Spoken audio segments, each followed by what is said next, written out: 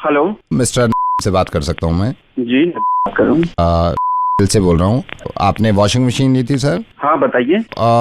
मैंने आपको इसलिए कॉल किया सर, वो हमारा 5% का जो कैशबैक चल रहा था। आपने बोला था मुझसे कि 5% कैश बैक आएगा मेरे अकाउंट में, बट अभी तक तो कोई अमाउंट नहीं आया मेरे। नहीं सर, मैंने इसीलिए कॉल किया आपको कि सर वो 5% कैशबैक नहीं हो पाएगा सर।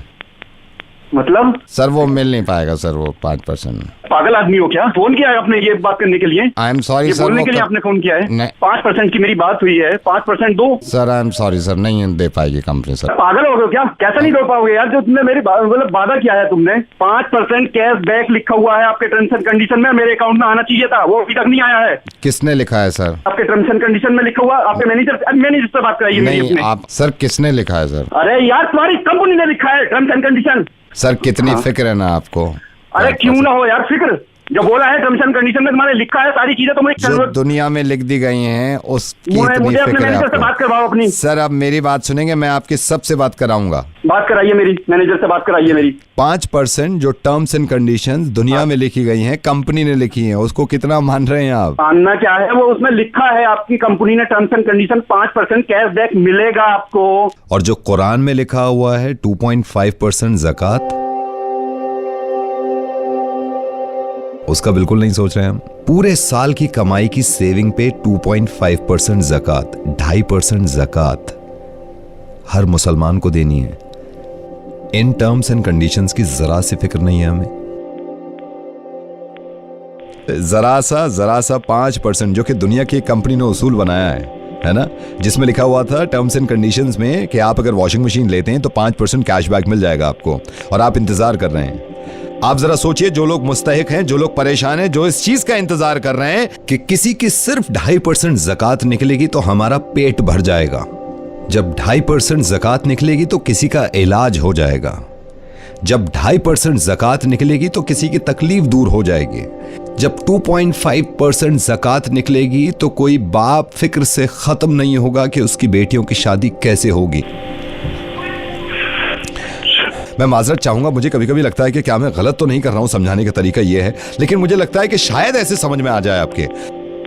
मैं आपको ये समझाना चाहता हूं मोहब्बत में। मैं रेडियो मिर्ची से नावेद बोल रहा हूं।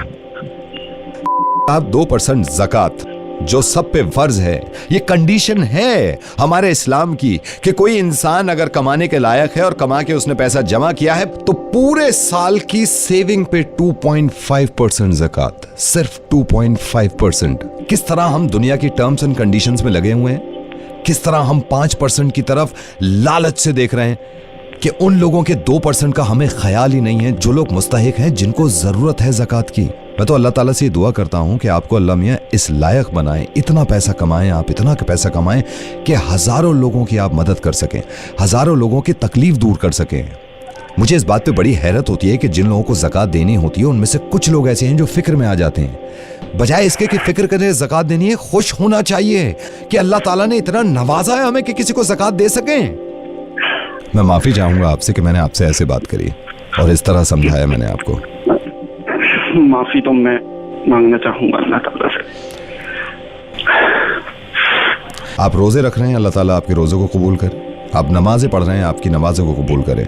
अगर हम नमाज पढ़ रहे हैं तो इसका अज्र सिर्फ हमें मिलेगा, लेकिन अगर ज़कात नहीं दे रहे तो न जाने कितने लोग ऐसे हैं जो जिनका जवाब देना पड़ेगा हमें कि वो भूखे सो गए, शायद वो तकलीफ में सो गए, शायद वो बाप परेशानी से खत्म हो गए कि मैं अपनी बेटी की शादी कैसे करूं। और जितने लोग मुझे सुन रहे हैं, आप जरा सी भी मोहब्बत मुझसे करते हैं, प्लीज इस बात पे सोचा करिए कि जिस चीज की फिक्र कर लेते ना हम कि हमें ज़कात देनी पड़ेगी, हमें खुश होना चाहिए कि अल्लाह ताला ने हमें इस लायक बनाया कि हम ज़कात दे सकें। आप भी दुआ करिएगा कि सबको अल्लाह ताला तौफीक दे ज़कात पूरी अदा करने की। इंशाल्लाह मैं भी। जज़ाकल्लाह, दुआ में याद रखिएगा इंशाल्लाह। अल्लाह हाफिज़।